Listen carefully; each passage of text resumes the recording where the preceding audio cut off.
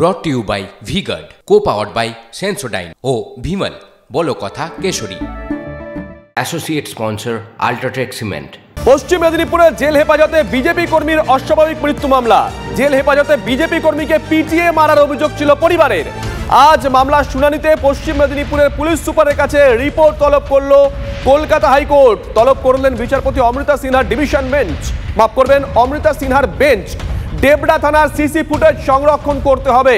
নিম্ন আদালতের বিচারকের রিপোর্ট পেশের নির্দেশ আদালতে। নিঃসন্দেহে বড় খবর। সিজার আমাদের সঙ্গে রয়েছেন টেলিফোনে, আমাদের সহকর্মী সিজার।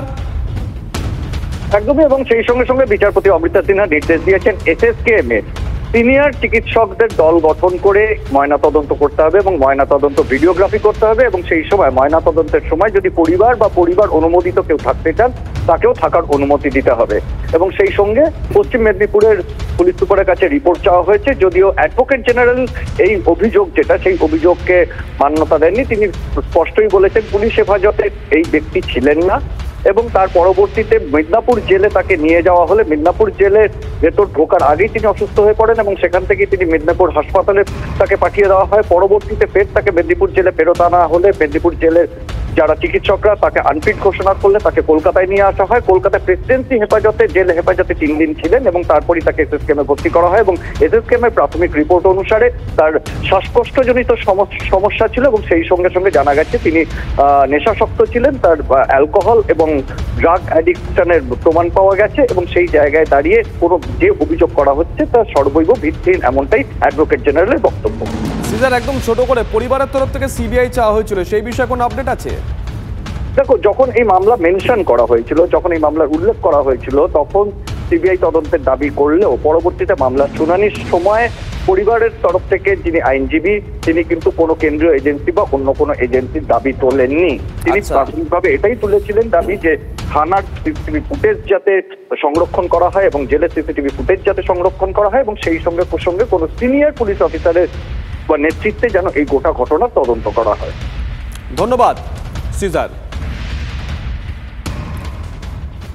টেলিফোনে আমরা যোগাযোগ করেছি বিজেপি নেতা সজল ঘোষের সঙ্গে। সজল বাবু, আপনি তো পুরোটাই শুনলেন, সিজার ছিল লাইভে, ওর ফোনটা তো পুরোটাই শুনলেন, কিভাবে দেখছেন বিষয়টা? দেখুন, কিভাবে আর দেখবো, এই একটা ঘটনা ঘটছে। আমাদের এক কর্মীর বাবাকে তিনি চিরকালে পুলিশ একজনকে রাত্রিবেলা ডাকতে এলো, ধরতে এলো, তাকে না পেয়ে তার পরিবারের আরেকজনকে গুলি করে দিয়ে চলে গেল। কি বিচার পেয়েছি আমরা? এখানে অমৃতা সিনহা ম্যাডাম তিনি বলেছেন, বিচারপতি বলেছেন সমস্ত কিছু খতিয়ে দেখতে হবে, তদন্ত করে রিপোর্ট দিতে হবে। কে রিপোর্ট লিখবে? পুলিশের এই বিরুদ্ধাচরণ আরেকজন পুলিশ করতে পারে না, মমতা ব্যানার্জি দিতে বলেছেন। এবার প্রশ্ন হচ্ছে সিবিআই কে মামলা দেবে? কত মামলা সিবিআই করবে? কটা মামলা সিবিআই করবে? সিবিআই এর ইনফ্রাস্ট্রাকচার কত? সারা দেশ জুড়ে যত মামলা সিবিআই কে ফেস করতে হয় তার থেকে অন্তত 50 গুণ বেশি মামলা শুধু পশ্চিমবঙ্গে ফেস করতে হচ্ছে সিবিআই কে। এবার তো সিবিআই কে লোক নিতে হবে। হ্যাঁ, এগুলো 2 দিন হবে, টিভিতে চলবে, 2 দিন বাজবে। বিচারপতি নিশ্চয়ই তার একটা দৃষ্টিভঙ্গি আছেন, তিনি সেখান থেকে রিপোর্ট চাইবেন, রিপোর্টও তৈরি হয়ে আসবে, কিন্তু রেজাল্ট কোথায়? মানুষ তো দিনের শেষে রেজাল্ট চাইবে না, যে আমি ফল কি পেলাম, অপরাধী কোথায় শাস্তি পেল, সমাজ বিরোধী কোথায় গ্রেপ্তার হলো, কোথাও কিছু হয়নি। এখানেও কিছু হবে না। বেশ, অসংখ্য ধন্যবাদ সজলদা।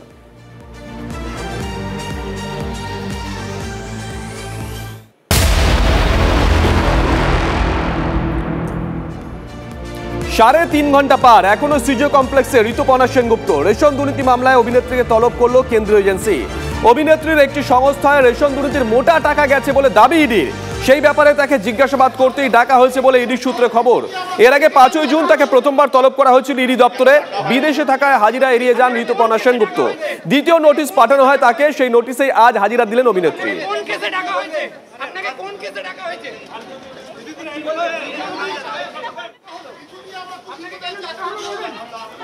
সুজয় পাল আমাদের সঙ্গে রয়েছেন, আমাদের সহকর্মী। সুজয়, অনেকটাই তো সময় গড়ালো, প্রশ্নপত্রে কি কি আছে, এতটা সময় লাগছে কেন?